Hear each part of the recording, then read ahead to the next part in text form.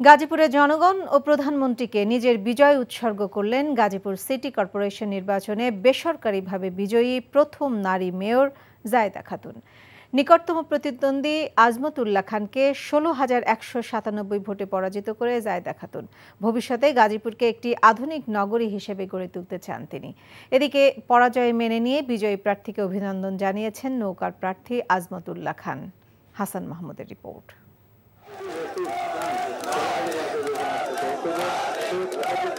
বিজয়ের এমন উপলক্ষ গাজীপুর নগরে জায়েদা খাতুনের জন্য এক অভাবনীয় ইতিহাসের সাক্ষীও বটে। প্রথম নারী মেয়র হিসেবে গাজীপুর সিটিতে জায়েদা খাতুনের বিজয়ের এই পথটা ততটা সহজ ছিল না। তাই তো বিজয়ের কেতন উড়াতে তার পাশে থাকা নিরলস পরিশ্রমিক কর্মীদের উল্লাসেও বাঁধ ভাঙার আওয়াজ। দিনভর ৮ ঘন্টা ব্যাপী ইভিএমে হওয়া ভোটের পুরো ফল পেতে যখন ৯ ঘন্টা সময় পেরিয়ে গেছে মধ্যরাতে, তখন হাড্ডাহাড্ডি ভোট যুদ্ধের উদ্বেগের পারদে জায়েদা আর আজমতুল্লাহর সমর্থকদের মধ্যে স্বস্তির জল ঢেলে দেয় জায়েদা খাতুনের জয়। মায়ের সাথে সন্তানের শেষ হাসির এই জয় জায়েদা উৎসর্গ করেন গাজীপুরের জনগণকে। গাজীপুরবাসীকেও সবাইকে শুভেচ্ছা, প্রধানমন্ত্রী শেখ হাসিনাকেও শুভেচ্ছা। আমি ওনাকে ধন্যবাদ জানাই। ভোটটা আমার সুস্থভাবে ভোটটা হয়েছে। এই বিজয়টা আমি গাজীপুর মানুষকে আমি উপহার দিব, আর এই প্রধানমন্ত্রীকে আমি একটু উপহার দেব। মা এবং সন্তান মিলে এবং আমাদের যারা অভিভাবকরা আছেন এবং বিশেষ করে মাননীয় প্রধানমন্ত্রী আছেন, ওনার পরামর্শে শহরটা যে সুন্দর করে সাজাতে পারি। গাজীপুর সিটির মেয়র পদে একাধিকবারের মতো পরাজয় মেনে নিয়ে বিজয়ীকে অভিনন্দন জানান আজমতুল্লাহ খান। এই মুহূর্তে একটা সুষ্ঠু নির্বাচন হয়েছে, তো সেই নির্বাচনে যিনি জয়ী হয়েছেন আমি তাকে অভিনন্দন জানাই। সবার সাথে পরামর্শ করে সবাইকে নিয়ে মা ছেলে মিলে শহরের উন্নয়নে কাজ করার কথা জানান বিজয়ী নারী জায়েদা খাতুন। Hasan Mahmud, NTV news, Dhaka. আওয়ামী লীগ হারলেও গাজীপুরের নির্বাচনে গণতন্ত্র জয়ী হয়েছে ও সুষ্ঠু নির্বাচন হওয়ায় দেশের মানুষ খুশি হয়েছে বলে জানিয়েছেন দলটির সাধারণ সম্পাদক ওবায়দুল কাদের। শুক্রবার বিকেলে রাজধানীর বঙ্গবন্ধু অ্যাভিনিউয়ে ঢাকা মহানগর দক্ষিণ আওয়ামী লীগ আয়োজিত সমাবেশে একথা বলেন তিনি। বিএনপি নেতারা লবিং করে দেশের উপর নিষেধাজ্ঞা চাইলেও তা আসেনি, বরং যুক্তরাষ্ট্রের ভিসা নীতিতে যে পরিবর্তন এসেছে তা তাদের উপর কার্যকর হয় কিনা তাই দেখার বলেও জানান ওবায়দুল কাদের। রিপোর্ট করছেন রকুরউদ্দিন। প্রধানমন্ত্রীকে হত্যার হুমকি দেয়া রাজশাহীর বিএনপি নেতা আবু সাইদ চাঁদের দৃষ্টান্তমূলক শাস্তির দাবিতে আয়োজন করা হয় এই সমাবেশের। সেখানে রাখা বক্তব্যের শুরুতেই গাজীপুর সিটি কর্পোরেশন নির্বাচন প্রসঙ্গ তোলেন আওয়ামী লীগের সাধারণ সম্পাদক। আওয়ামী লীগ প্রার্থী বিজয়ী হলে দেশের মানুষ যতটা খুশি হতো তার চেয়ে বেশি খুশি হয়েছে নিরপেক্ষ ফ্রি ফেয়ার নির্বাচন অনুষ্ঠানের জন্য। গাজীপুরে সুষ্ঠু নির্বাচন সারা দেশে বিদেশে প্রশংসিত হচ্ছে।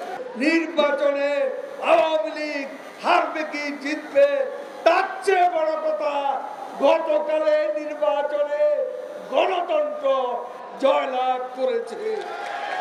আগামী 4টি সিটি নির্বাচন, তারপর জাতীয় নির্বাচন একইভাবে আবার সুষ্ঠু নিরপেক্ষ নির্বাচন বাংলাদেশে অনুষ্ঠিত হবে।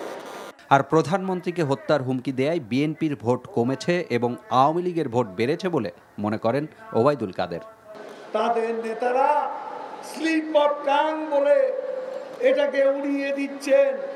এই কথা বলে লক্ষ লক্ষ ভোট আওয়ামী লীগের বেড়ে গেছে। শেখ হাসিনাকে হত্যার হুমকি দিলে তোমাদের ভোট কমে যাবে। আর বিএনপি নেতারা লবিস্ট নিয়োগ করে দেশের ওপর নিষেধাজ্ঞা চাইছেন বলেও অভিযোগ করেন তিনি। ভিসা নীতি এসেছে, নিষেধাজ্ঞা কোড, ভিসা পলিসিতে যা আছে সেটা দেখে বিএনপি রাতের ঘুম হারাম, দিনের আরাম হারাম। তারা ভয় পেয়ে গেছে। ফখরুল কথা বলে মুখ শুকিয়ে গেছে। নির্বাচনে যদি কেউ বাধা দেয়, আমরা তো নির্বাচন করতে চাই, আমরা বাধা দেবো কেন? যারা বাধা দেয় তাদের বিরুদ্ধে আপনাদের এই পলিসি কার্যকর হয় কিনা আমরা দেখব। দেশের নির্বাচন ও গণতন্ত্র সংবিধান অনুযায়ী চলবে এবং সরকার কারো চাপে মাথা নত করবে না বলেও জানান ওবায়দুল কাদের। Roknuddin, NTV news, Dhaka. যুক্তরাষ্ট্রের ভিসা নিষেধাজ্ঞার কারণে সরকার গাজীপুর সিটি কর্পোরেশন নির্বাচন সুষ্ঠু দেখানোর কৌশল অবলম্বন করেছে বলে মন্তব্য করেছেন বিএনপির স্থায়ী কমিটির সদস্য আমির খসরু মাহমুদ চৌধুরী। শুক্রবার সকালে ঢাকা রিপোর্টার্স ইউনিটির ২৮তম প্রতিষ্ঠাবার্ষিকী উপলক্ষে র্যালির উদ্বোধনের আগে এক অনুষ্ঠানে অংশ নিয়ে তিনি এই মন্তব্য করেন। অবাধ, সুষ্ঠু, গ্রহণযোগ্য নির্বাচনের কোনো পরিবেশ নেই জানিয়ে বিএনপির এই নেতা বলেন, নির্বাচনে লেভেল প্লেয়িং ফিল্ড তৈরির আগে রাজনৈতিক দলগুলোর মধ্যে আলোচনা করে কোনো লাভ নেই। একই অনুষ্ঠানে বিএনপির সিনিয়র যুগ্ম মহাসচিব রিজভী আহমেদ বলেন, দেশের দলবাজ সাংবাদিক ছাড়া পেশাদার সাংবাদিকদের কাজ করার কোনো জায়গা নেই। যতটুকু স্বাধীনতা রয়েছে ডিজিটাল আইনের যথেচ্ছ ব্যবহারে তাও কেড়ে নেওয়া হয়েছে বলে মন্তব্য করেন বিএনপি নেতারা। যুক্তরাষ্ট্রের যে ভিসা সংক্রান্ত যে নির্দেশ স্টেটমেন্ট এসেছে সেখানে কিন্তু সাংবাদিকদের কথা স্পেসিফিক্যালি বলা হয়েছে যে সাংবাদিকদের গণমাধ্যমের দায়িত্ব এবং এই গণতান্ত্রিক পরিবেশকে, নির্বাচনকে সুষ্ঠুভাবে নিয়ে যাওয়ার জন্য তার দায়িত্বের কথা পরিষ্কারভাবে বলা হয়েছে। এই যে একটা নির্বাচন হয়ে গেল গাজীপুরে, চেষ্টা করেছে সুষ্ঠু নির্বাচন দেখার জন্য, তার মাধ্যমে কি উঠে এসেছে আমরা তো দেখেছি সবাই। এটা হচ্ছে বাংলাদেশের আসল চিত্র। কিন্তু খাগড়াছড়িতে বিএনপির ভাইস চেয়ারম্যান আব্দুল্লাহ আল নোমানের গাড়িবহরে হামলা ও ভাঙচুর করা হয়েছে, এতে আহত হয়েছে অনেকে।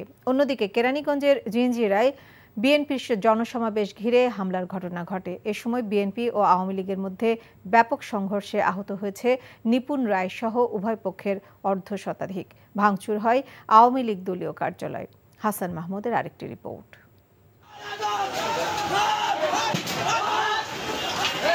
ঢাকার কেরানীগঞ্জের জিঞ্জিরায় বিএনপির জনসমাবেশ ঘিরে হামলার এই সূত্রপাত। বিএনপি আওয়ামী লীগের পাল্টাপাল্টি সংঘর্ষে রণক্ষেত্র গোটা এলাকা।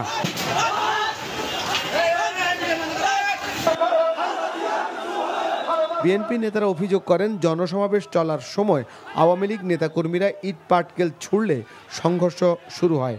এতে জেলা বিএনপির সাধারণ সম্পাদক নিপুণ রায় চৌধুরী সহ অনেকেই আহত হন। আওয়ামী লীগের অভিযোগ, মিছিল সমাবেশের নামে তাদের দলীয় কার্যালয়ে হামলা চালায় বিএনপি নেতাকর্মীরা। এতে আহত হয় অনেক নেতাকর্মী। পূর্ব নির্ধারিত কর্মসূচিতে যোগ দিতে খাগড়াছড়ি যাবার সময় শহরের নারকেলবাগান এলাকায় বিএনপির ভাইস চেয়ারম্যান আব্দুল্লাহ আল নোমানের গাড়িবহর হামলার মুখে পড়ে।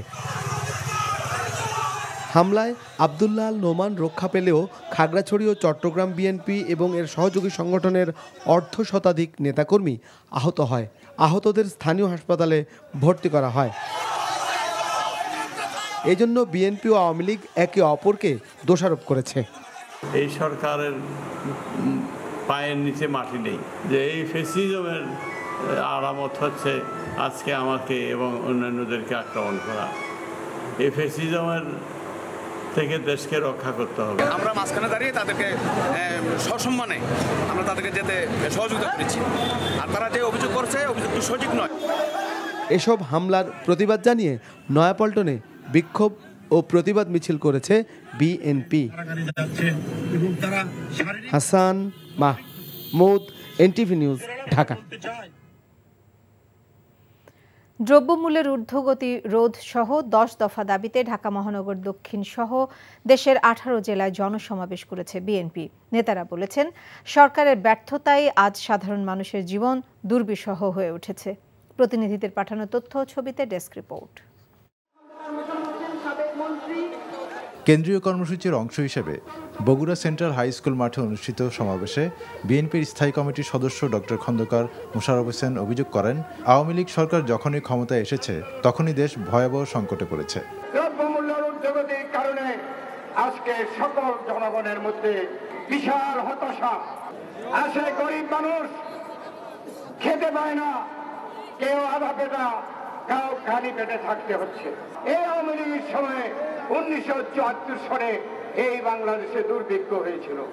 আজকেও বাংলাদেশে সেই আওয়ামী লীগ লুটপাট করে আজকে বাংলাদেশে অলিখিত বাক্সার প্রতিষ্ঠা করে আজকে কিন্তু দুর্ভিক্ষ অবস্থার সৃষ্টি করেছে। এদিকে মানিকগঞ্জের জয়নগর উচ্চ বিদ্যালয় মাঠে জনসমাবেশ থেকে দলের স্থায়ী কমিটির সদস্য মির্জা আব্বাস বলেন, দেশের জনগণ এই সরকারের পতন দেখতে চায়। বাংলাদেশের জনগণ চায় এই সরকারের পতন এবং ভোটের মাধ্যমে পতন, রাজনৈতিক পতন, অন্যায় কোনো পতন চায় না। লক্ষ্মীপুরে অনুষ্ঠিত জনসমাবেশে আমির খসরু মাহমুদ চৌধুরী বলেন, আমেরিকার ভিসা নীতিতে সরকারের ঘুম হারাম হয়ে গেছে। আর ঢাকা মহানগর দক্ষিণ বিএনপির আয়োজনে যাত্রাবাড়িতে অনুষ্ঠিত জনসমাবেশ থেকে বক্তারা অভিযোগ করেন, সরকারের দুর্নীতি দুঃশাসনে দেশের মানুষ অতিষ্ঠ। বিএনপির আক্রমণে আহত হলে আজকের নিপুণ চৌধুরী কেন হাসপাতালে? আপনাদের গণভিত্তি নেই, আপনারা ভোট দিয়ে সরকার হয়নি, তাই শেখ হাসিনা যা বলেন শেখ হাসিনার অবৈধ কাজ করছে।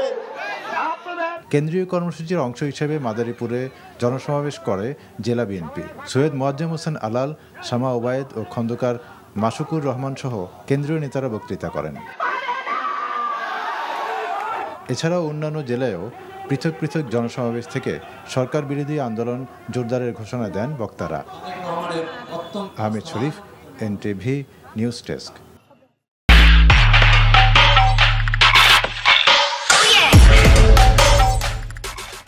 আসছে অর্থ বছরের জন্য মোট দেশজ উৎপাদন বা জিডিপি প্রবৃদ্ধির লক্ষ্যমাত্রা ৭.৫% নির্ধারণ করছে সরকার। রপ্তানি আর রেমিটেন্সের বড় আয়ের প্রত্যাশার উপর ভর করে এমন রূপরেখা সাজানো হয়েছে। বিশেষজ্ঞরা মনে করেন, প্রবৃদ্ধি আর মূল্যস্ফীতির অবাস্তব লক্ষ্যমাত্রা নির্ধারণ না করে অর্থনীতির পুনরুদ্ধারে বেশি নজর দেওয়া প্রয়োজন। হাসানুল শাওনের রিপোর্ট। অর্থনীতির একটি গুরুত্বপূর্ণ সূচক মূল্যস্ফীতি। বছরের ব্যবধানে জীবনযাত্রার ব্যয় বৃদ্ধির এই হার এখন ৯% উপরে অবস্থান করছে, যা ৭.৫ রাখার পরিকল্পনা ছিল সরকারের। তবে বিশ্ববাজার আর স্থানীয় অর্থনীতির গতি প্রকৃতি দেখে দাতা সংস্থাগুলো জানিয়েছে, বছর শেষে গড় মূল্যস্ফীতি ৮.৫% ওপরেই থাকবে। এমন বাস্তবতায় নতুন অর্থবছরে মূল্যস্ফীতিকে ৬% আটকে রাখার লক্ষ্য ঠিক করা হচ্ছে। মূল্যস্ফীতি নিয়ন্ত্রণের এখানে একটা জায়গা তো হলো যে সমস্ত আমদানিকৃত পণ্য আসবে, বিশেষ করে মধ্যবিত্ত যে সমস্ত পণ্য ব্যবহার করে, যেমন খাদ্য ভোজ্য তেল একটা বড় জায়গা, চিনি একটা বড় জায়গা, ইত্যাদি জায়গাতে আমাদের শুল্ক হার সমন্বয় করে সুরাহা দেওয়া যায় কিনা। সরকারের পক্ষ থেকে খাদ্য সামগ্রী বিতরণ করা, কার্ডের মাধ্যমে করার যে সমস্ত কথা বলা হয়, সেটার জন্য প্রয়োজনীয় অর্থ বরাদ্দ করা এবং সংগঠন করা, এইটা একটা বড় বিষয় বলে আমি মনে করি। অন্যদিকে চলতি ২০২২-২৩ অর্থবছরের সংশোধিত বাজেটে দেশের জিডিপি প্রবৃদ্ধি ৬.৫% নেয়ার লক্ষ্য ঠিক করেছে সরকার। তবে বিশ্বব্যাংক, এডিবি আর আইএমএফের মতো দাতা সংস্থাগুলোর মতে তা ৬% বেশি হবে না। এমন অবস্থায় আসছে ২০২৩-২৪ অর্থবছরের জন্য আরও বড় ৭.৫% প্রবৃদ্ধির আশা করা হচ্ছে। আমাদের ফসল ভালো হচ্ছে, রিমিটেন্স আমাদের আরেকটা উৎস, প্রচুর লোক জায়গায় জায়গায় যাচ্ছে, লোক যত বেশি যাবে টাকা বেশি আসবে আমরা মনে করি। আমরা যে অবকাঠামোগুলো নির্মাণ করেছি ইতিমধ্যে, সড়ক, সেতু ইত্যাদি, এর আমরা সুফল পাওয়া শুরু করেছি। এই সকল মিলিয়ে আমরা মনে করি যে আমরা ৭.৫ আমরা পেতে পারি। ডলার সংকট চলমান, ক্যাপিটাল মেশিনারি ইম্পোর্ট ৫৪% কম, যখন কাঁচামালের ইম্পোর্ট ৩০% কম, যখন ইন্টারমিডিয়েট গুডসের ইম্পোর্ট ৩০% কম, তাহলে প্রবৃদ্ধিটা কোথা থেকে আসবে? প্রবৃদ্ধি খুব একটা বড় কিছু হওয়ার সম্ভাবনা এই বছরও ছিল না, আগামী বছর অর্থ বছরও সম্ভব হবে না। আমাদেরকে এই চ্যালেঞ্জগুলো কাটিয়ে উঠতেই আরও বেশ কিছু কাঠখড় পোড়াতে হবে। হিসেব বলছে, করোনা সংক্রমণ শুরুর আগের এক দশকে দেশে গড়ে ৭% উপরে জিডিপির প্রবৃদ্ধি হয়েছে। অর্থনীতির সব জটিল সমীকরণের মধ্যেই সরকার আগামী অর্থবছরে একটি উচ্চ প্রবৃদ্ধি আশা করছে। সেক্ষেত্রে দাতা সংস্থাগুলোর পূর্বাভাস বলছে, সবকিছু ঠিক থাকলে ২০২৫ সাল নাগাদ আবার 7% ঘরে যেতে পারে বাংলাদেশের প্রবৃদ্ধি। Hasanul Shaon, NTV news, Dhaka. প্রতিবারের মতো এবারও অনুষ্ঠিত হতে যাচ্ছে এনটিভির জনপ্রিয় অনুষ্ঠান কেমন বাজেট চাই।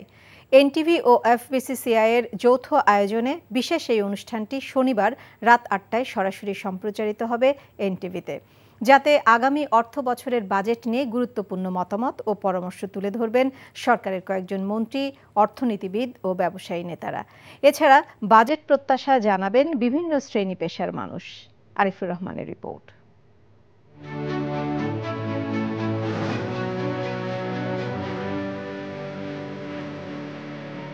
বাজেটে বিভিন্ন খাতের ব্যবসায়ী ও সর্বস্তরের মানুষের প্রত্যাশা তুলে ধরতে প্রতি বছরে এনটিভি আয়োজন করে কেমন বাজেট চাই অনুষ্ঠানটি। ব্যবসায়ীদের শীর্ষ সংগঠন এফবিসিসিআই এর সাথে এনটিভির যৌথ এই আয়োজনে বরাবরই সরকারের মন্ত্রীদের পাশাপাশি নিজেদের মতামত তুলে ধরেন বিভিন্ন রাজনৈতিক দলের নেতারা। সার্বিক জনমানুষের জীবনযাত্রার মান উন্নয়ন করা, আমার বাংলাদেশ যে উন্নয়নের অগ্রযাত্রায় যাতে টেকসই হয়, যাতে আরো বৃদ্ধি পায়, যাতে দারিদ্র্যকে আমরা আরো কমিয়ে আনতে পারি। আমরা কৃষকদের প্রতি যতটুকু কৃষি গ্রোথ কিছুটা এখন কমের দিকে, বাট আমার মনে হয় এটা রিকভার করা উচিত। এছাড়া বাজেটের বরাদ্দ, ঘাটতি, ভর্তুকি, অগ্রাধিকার সহ সংশ্লিষ্ট বিভিন্ন বিষয়ে গুরুত্বপূর্ণ বিশ্লেষণ দেন অর্থনীতিবিদরা। ভর্তুকির প্রয়োজনীয়তা আরো খুব দ্রুততার সাথে বাড়বে। সরকারের দায় দেনা পরিশোধের ক্ষেত্রে অর্থের প্রয়োজন আরো বেশি হবে। এটা বাংলাদেশের মতো একটা দেশের একটা এক্সপানশনের বাজেট হতে পারে, কিন্তু এমন সম্প্রসারণ হবে না যেটা আমরা বাস্তবায়ন করতে পারবো। আগামী 2023-24 অর্থ বছরের বাজেটকে সামনে রেখে এবারও আয়োজন করা হয়েছে কেমন বাজেট চাই অনুষ্ঠানটি। 27 মে শনিবার রাত 8টায় এনটিভি তেজগাঁও স্টুডিও থেকে এবারের কেমন বাজেট চাই অনুষ্ঠানটি সরাসরি সম্প্রচার হবে এনটিভির পর্দায়। আমাদের বাজেটটা কিন্তু আমাদের জন্য একটা চ্যালেঞ্জ হবে, আমরা প্রায়োরিটি কিভাবে ফিক্স করব। এবারে কেমন বাজেট চাই অনুষ্ঠানে এসে আলোচনায় অংশ নেবেন পরিকল্পনা মন্ত্রী এম এ মান্নান, কৃষিমন্ত্রী ডক্টর মোহাম্মদ আব্দুর রাজ্জাক, বিএনপির ভাইস চেয়ারম্যান আব্দুল আওয়াল মিন্টু, এফবিসিসিআই সভাপতি জসিম উদ্দিন, বাংলাদেশ ব্যাংকের সাবেক governor doctor Saleh Uddin Ahmed, CPD সম্মানীয় ফেলো ডক্টর মুস্তাফিজুর রহমান এবং বিকেএমই এর নির্বাহী সভাপতি মোহাম্মদ হাতেম। আরও থাকবেন দেশের বিভিন্ন ব্যবসায়ী ও চেম্বার নেতৃবৃন্দ সহ বিভিন্ন শ্রেণী পেশার প্রতিনিধিরা। ডিভিডেন্ডটাকে একেবারে ট্যাক্স ফ্রি করা উচিত এবং রেমিটেন্সটাকে যদি ফোর্সড রাখতে হয় তাহলে এনআরবিদেরকে লিঙ্কে রাখতে হবে, তাদের কথাবার্তা দিতে হবে। আসন্ন 2023-24 অর্থ বছরের বাজেট বিষয়ে সবার প্রত্যাশা এবং বিশ্লেষণ উঠে আসবে কেমন বাজেট চাই অনুষ্ঠানটিতে। Arifur Rahman, NTV news, Dhaka. বিশ্ব শান্তি প্রতিষ্ঠার লক্ষ্যে বঙ্গবন্ধুর প্রদর্শিত পথেই নিরলস কাজ করে চলেছেন প্রধানমন্ত্রী শেখ হাসিনা। এনটিভি সৌদি আরব প্রতিনিধি ফারুক আহমেদ চান জানান, রিয়াদস্থ বাংলাদেশ দূতাবাসে জাতির পিতার জুলিও কুরি শান্তি পদক প্রাপ্তির সুবর্ণ জয়ন্তী উপলক্ষে আয়োজিত আলোচনা অনুষ্ঠানে একথা বলেন সৌদি আরবে নিযুক্ত বাংলাদেশের রাষ্ট্রদূত ডক্টর মাহমুদ জাবেদ পাটোয়ারি। দূতাবাসের প্রথম প্রেস সচিব মোহাম্মদ ফখরুল ইসলামের উপস্থাপনায় আলোচনা অনুষ্ঠানে বক্তব্য দেন রিয়াদস্থ আওয়ামী পরিষদের সভাপতি এম আর মাহবুব। অনুষ্ঠানে দূতাবাসের কর্মকর্তারা ও রিয়াদস্থ বাংলাদেশ কমিউনিটির বিভিন্ন সংগঠনের নেতৃবৃন্দ উপস্থিত ছিলেন।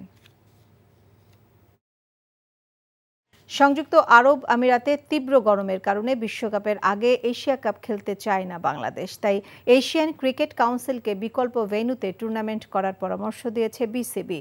শুক্রবার এক অনুষ্ঠানে বিসিবি সভাপতি বলেছেন, সময় মতোই হবে এশিয়া কাপ। টুর্নামেন্টের অংশগ্রহণকারী সব দেশের পরামর্শ যাচাই করে ইন্ডিয়ান প্রিমিয়ার লিগের ফাইনালের পর স্পষ্ট হবে এশিয়া কাপের ভাগ্য। ভারত যেহেতু পাকিস্তানে যেতে পারবে না, কাজে পাকিস্তানটা সিঙ্গেল কান্ট্রি হলে তো হচ্ছেই না। ইউএইতে আমার মনে হয় ইউএই আমাদের one of the preferred places, কিন্তু এই সময়টা এই যেই টেম্পারেচার শুনলাম 42-43, তাতে করে ওডিআই ম্যাচ খেলা বিফোর ওয়ার্ল্ড কাপ আমি মনে করি এটা বেশ কষ্টকর। অনেক খেলোয়াড়ই ইনজুরিতে পড়তে পারে বা অসুস্থ হয়ে যেতে পারে। আমরা চাই এশিয়া কাপ হোক, এবং আমরা এটার জন্য রাজি আছি, তবে আমাদের প্রেফারেন্সগুলো দিয়ে দিচ্ছি। এরকম আমি নিশ্চয়ই অন্যান্য দেশরা তাদের প্রেফারেন্স দিয়েছে।